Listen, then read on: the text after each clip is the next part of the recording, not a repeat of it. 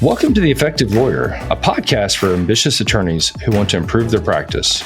My name is Jack Zinda, and I'll be your host.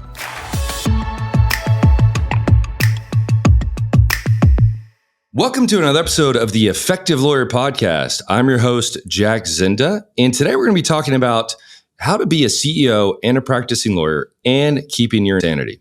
And I'm going to use myself as an example, and I haven't always kept my insanity, but I think over time I've gotten better and better at it. And I was just talking to a good friend of mine about this, and they opened their firm 2 years ago, and they were struggling with how do I want to be a lawyer, but I also need to run my business. And it seems like every day I set out to do legal work, but every day my business side gets in the way and I can't get to it. And I have dealt with that struggle my entire career. And I'm going to give you a few of the tactics and tips that I've put together that have really helped me. So the first thing I'm going to say is what not to do, okay? Don't try to outwork the problem, okay? Early in my career, I worked 70, 80, maybe 90 hours a week, just insane amounts of time. I'd get up at 6, go for a workout, work till 5, take an hour break, and then go back and work another 4 or 5 hours.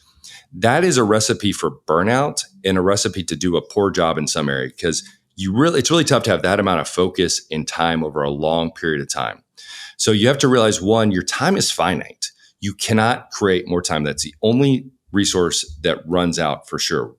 So you have to recognize that and say, okay, how much time do I have as a human to devote to my practice and the practice of law? That's going to give you some guardrails for how much total time you have to devote to it, okay? I typically like to map out 30 hours of work per week. That doesn't mean I'm only working 30 hours. It means 30 hours are spoken for into things I'm going to be doing, either meetings or practicing law or planning the future for the law firm. The next thing that I like to do is divide up what is it that I work on as a lawyer and as a CEO. I call them areas of focus. There's a really great book called Getting Things Done that really changed my career, and it really maps out how to think about how to work. And I highly recommend it. They have great courses you can take, and it's a really, really cool book. And it sounds boring, but it's actually very interesting and really can help you be super efficient and effective. And keep in mind, the idea is not to work more. The idea is to be effective, okay?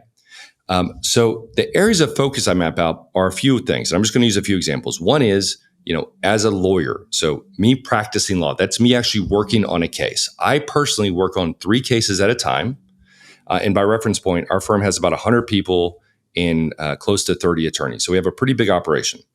And then I'm going to consult attorneys on another 25 cases, the other 25 cases within the firm, and really help strategize and make sure those cases are on track.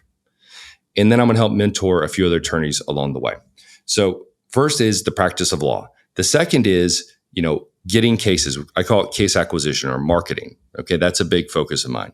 The third is operations, how the firm runs. The fourth is finances, how the firm's finances are doing. The fifth is people, how the firm's people systems are doing, how recruiting, HR, that sort of thing.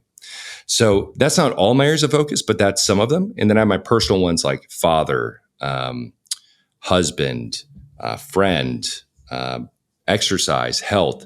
And those are things that involve my personal life.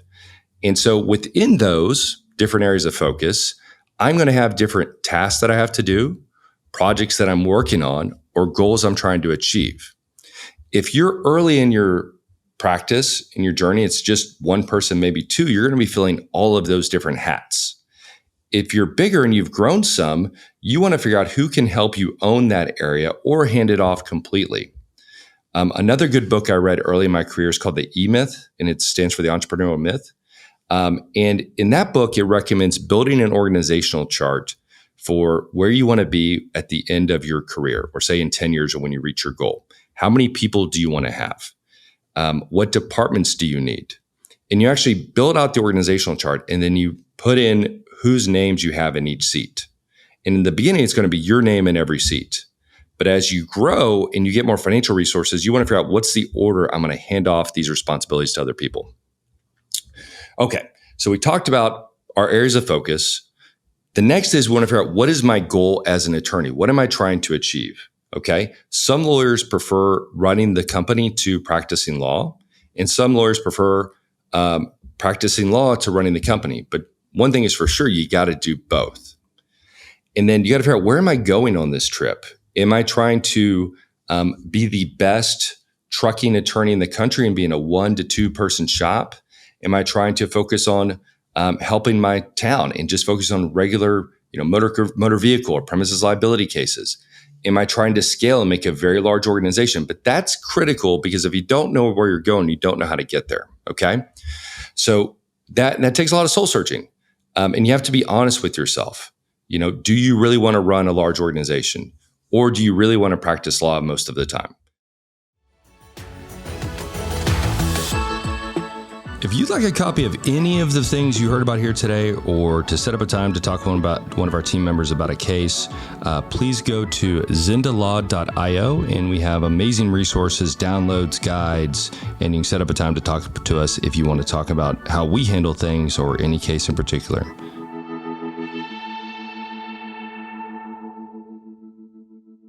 Okay, so now I've mapped out what I want to be doing. Now I want to put in what's the amount of time I want to be spending in each area. I personally want to be spending at least 1/3 of my time practicing law, which is a challenge. I'll be honest. I struggle with that a lot, because we're growing and a lot of things come in the way of doing that. But I try to make it a priority, because it's important to me that I'm connected to the cases and connected to the clients. And I can tell when I stop having fun at work, when I'm like, gosh, I've been in a bad mood this week, I'm just not having a good time. It's usually because I haven't been working on cases. Then I start talking to clients, I start dealing with depositions, and I'm like, oh, now I'm having fun again. This is the good stuff. So I like to say 1/3 of my time going to practicing law. So it's easy to say that as a goal, but how do I do it?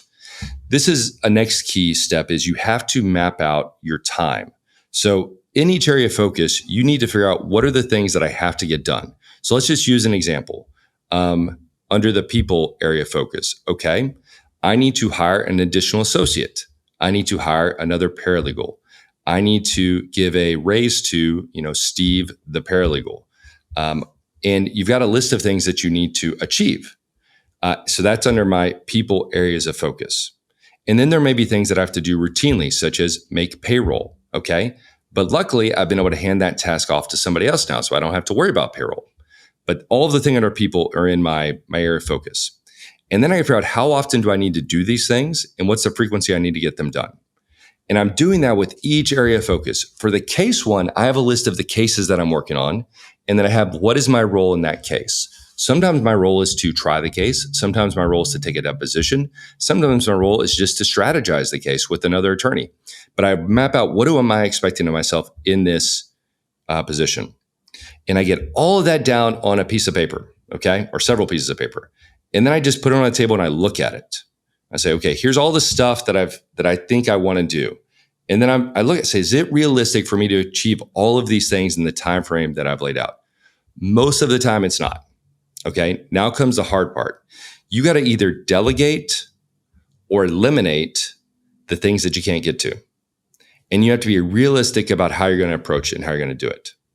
So I'll go through that list and I'll delegate the work out, or I'll eliminate things I can't get to, which can be painful, because you kind of feel like you're crushing a dream sometimes. But you have to know, do I have the money to do this? Do I have the time to do this? And can I actually get to it?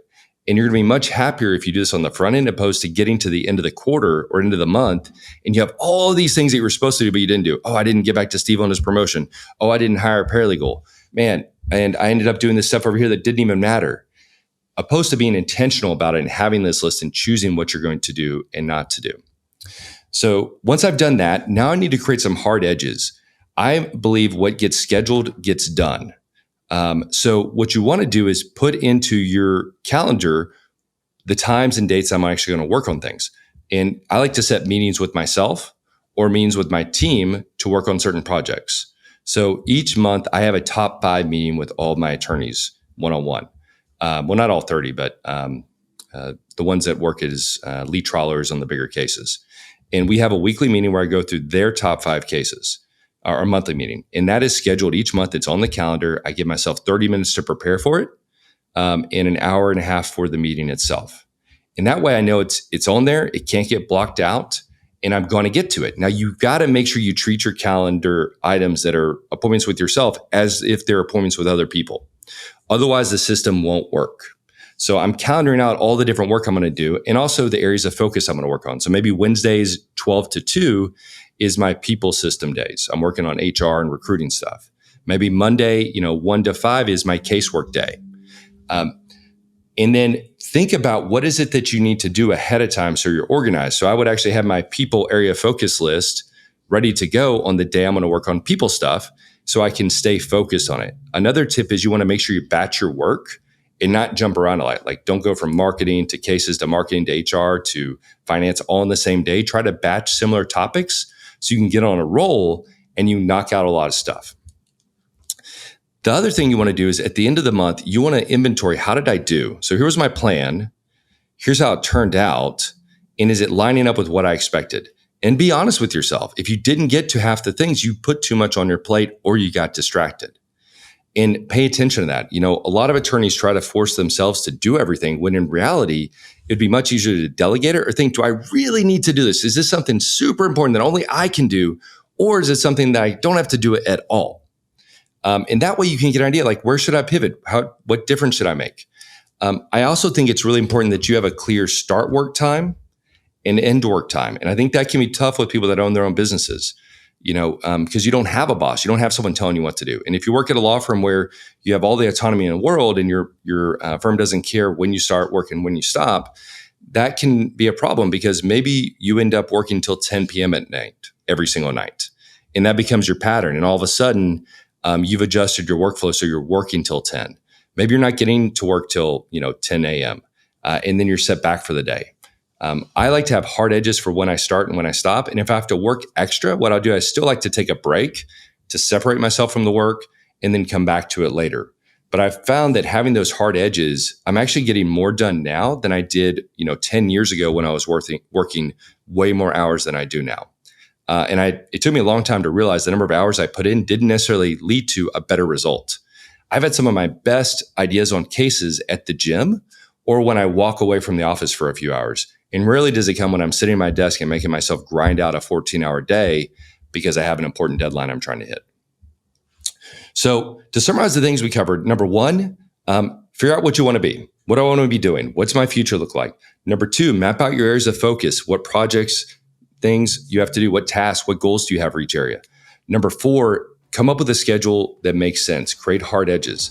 Number five, review at the end of the month to see how you did. Did I do well? Did I not do well? And I have all sorts of documents and playbooks that I use for this. So if anyone's interested in sort of the forms I have, please feel free to reach out. I've got copies and templates and things like that. And check out that book, Getting Things Done. It's super effective. Hope this has been helpful. And if you have any questions, feel free to reach out. Until next time, thanks.